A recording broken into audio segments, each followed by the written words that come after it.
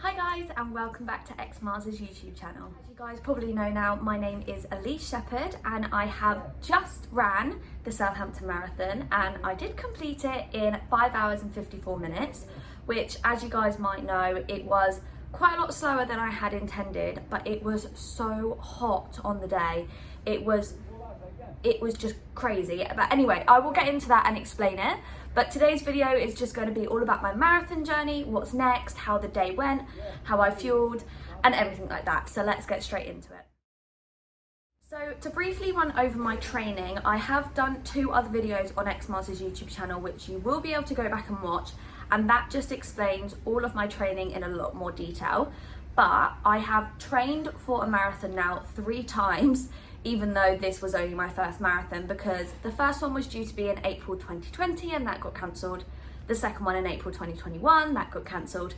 So September 2021 it was. I had a trainer and he structured my training by doing 3 runs a week, 1 S&C session and also 1 cross-training session.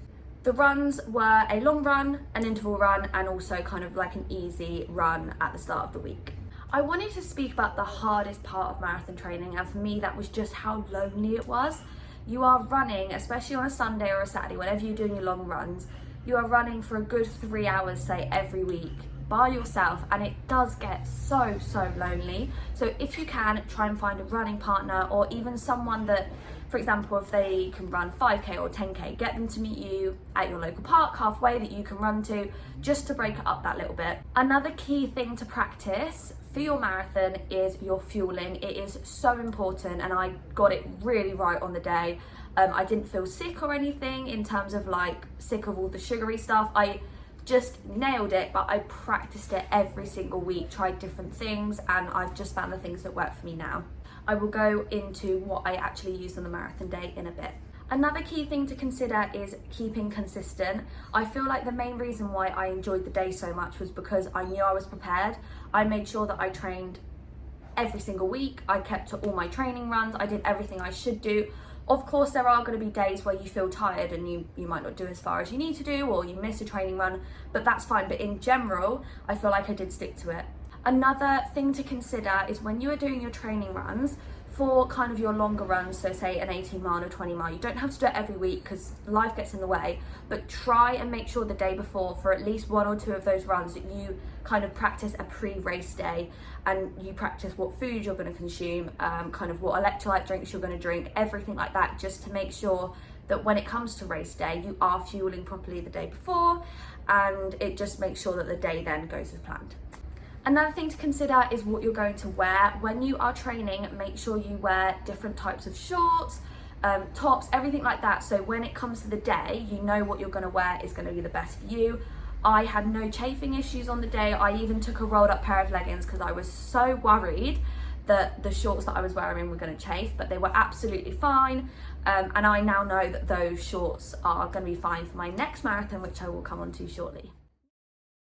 Moving on to the day itself, I was actually fine until the actual day. Like leading up to it, I didn't feel too nervous.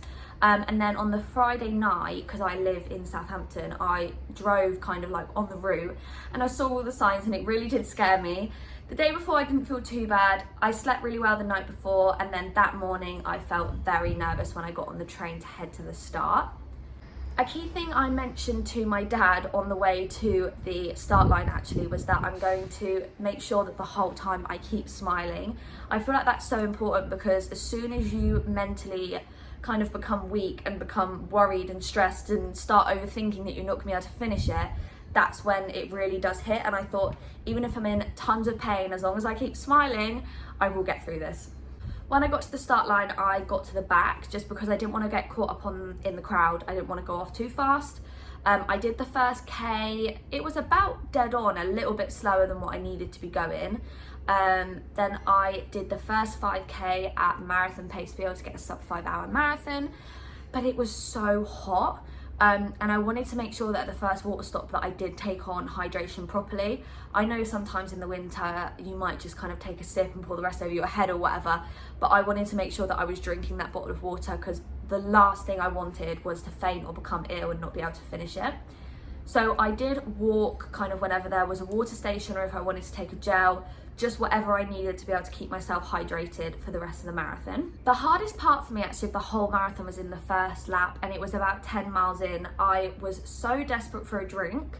It was ridiculous. There was just not enough stations between about 8 miles and maybe 11 miles. It just seemed like the longest 3 miles ever. So I did stop and walk actually, because I just thought if I keep running, I'm going to need a drink even more, and it's going to be playing on my mind even more. But there was a really kind kind of member of the public who was handing out water, so I did manage to get one just after the 10-mile mark, which was brilliant. Then when I started my second lap, because it was a 2-lap marathon, I kind of saw another runner and we stuck together the whole second lap. And if you can, find another runner that's the same pace as you, because it will help you so much that you can kind of chat to each other. It will make it go quicker, and also it just helps towards the end. So we were kind of saying, right, let's run to the next marshal and then we'll stop for a walk. We were doing that. Then I said, right, let's run to the next lamppost. You have to break it down at the end because it will get tough, but that way it's manageable in chunks. In terms of water, I drank a bottle of water at every single station, if not 2. I always took 2, and then if I didn't want the rest of it, I'd chuck it over my head. But it was really hot. It was on the heat wave weekend, which was the 5th of September. In terms of fueling, I had with me the Goo Energy kind of chews and also the Hummer gels. I took caffeine ones and non-caffeine ones of each, and I almost just alternated. I took on a gel or a chew or whatever I was taking basically every 45 minutes to an hour, which was perfect for me. I did think by 5 hours I would be absolutely sick of the gels, but actually I wasn't at all. The Hummer ones are all natural, so they're almost like a smoothie. They're not as sweet as some of the other brands, which I really like about them, and especially the lemon ones. They are really good, and they just kind of like clear your palate. They're not as sweet as the rest of them, so if you do struggle with that, I would recommend the Hummer gels.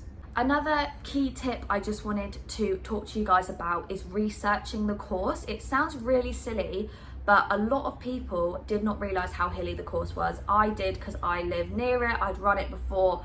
I knew every little hill that there was, but a lot of people didn't realise how hilly the Southampton course was. So just make sure that you research it so you are prepared and that you have trained well for it. The last thing that I wanted to mention was that I loved every minute of it, which I didn't think I would, but I actually really enjoyed it. I just kept smiling the whole way, and I just kept thinking to myself that no matter what the time is, I've worked so hard for this. It's just about getting over the line, especially for my first one. In terms of my time, as I've mentioned, it was a lot slower than I wanted, but again, it was hot, as I said before, and I just wanted to finish it, and I enjoyed it so much. I did do a sprint finish, so I know there was more in me. I know I can do better, which I think is the best bit about it, because as soon as I got home, I was already thinking about what I was going to do next. And the day after, I actually booked Manchester Marathon, which I'll be doing in April 2022. So if you have enjoyed these videos, let XMiles know in the comments, and hopefully I can do some more on my journey to my next marathon too. In terms of what's next for me, I have a 10-mile next month, which is the Great South Run, and I also have a half marathon in November. It is now nearly 2 weeks post-marathon. It is the 15th of September now. I did my marathon on the 5th, so 10 days post. I haven't actually done too much exercise since. I did a swim a couple of days after, and then about a week after, I did my first run, and I'm hopefully going to run tomorrow, but I'm currently in sunny Tenerife, so I'm just enjoying chilling and refueling, ready to get back to training when I'm home.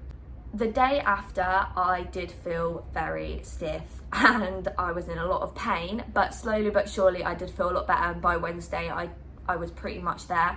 I just made sure to rest and eat loads. I did napping, I did everything I needed to make sure that I was going to recover well. In terms of when I got back on the day, I was nowhere near as tired as I thought I was going to be, but I think it's because I have literally been doing long runs for so long now that my body was almost kind of used to it. Obviously a little bit more of a bigger scale, but it was used to it. So I just didn't feel too tired. I just made sure to eat loads. I was so hungry the week after. Like, I could not eat enough. I was starving, but I just ate because I just thought my body needed it. And that is just key. You just need to recover well after a marathon. I'm gonna leave you guys with my 3 top tips for marathon training. The first one is staying consistent and getting a plan. If you can't afford a plan, make your own. There are loads of plans for free all over the internet. Just grab your own, tailor it to what you need. I would recommend getting Training Peaks if you can afford it. You can put the plan in, then it syncs to your Garmin watch, and then everything's already on there. So for example, if you're doing an interval session and it's, I don't know, 10 times 2-minute repeats, it will beep at you, tell you when to do it, tell you when to run. It is the best thing, and it also keeps you consistent because you can see what's coming up. It goes green if you've done it, orange if you've kind of done it but not too well, and red if you've completely missed it. So would really recommend Training Peaks. It does really keep you consistent. You can also buy Training Peaks plans. They're brilliant as well. You can just literally download it into Training Peaks. They range from kind of like $20 up to like $100, but there's some really good ones on there too. Tip 2 is to practice your fueling. It is so key to practice because you do not want to be trying new things on race day. It's just not what you want. As I said before, mine was always Hummer gels, Goo, Energy Chews, which are brilliant, and also just little packets of squashies just kept me going. The best way to try nutrition, I would say, is getting the XMiles box. They do like a monthly box with loads of different things in. You can try everything then. I think it's about £10, but I'm sure they'll leave a link in the description box so you can have a look. But definitely worth checking that out because you can try loads of different things then, and it is so key. And tip 3 is just to enjoy it once you've done your training. Enjoy the day, and then hopefully you'll want to do another one like I did. I didn't think I'd want to do another one so soon, but I did indeed. I hope you guys have enjoyed coming on my marathon training with me. It's been really great to keep you in the loop. If you have enjoyed it, don't forget to let us know in the comments down below. Also, my Instagram has been lacking at the moment because I got locked out, but if you do want to follow me over there to see kind of how my training is going post-marathon, it is Elise Runs a Marathon. So thank you again, and I'll speak to you guys soon. Bye!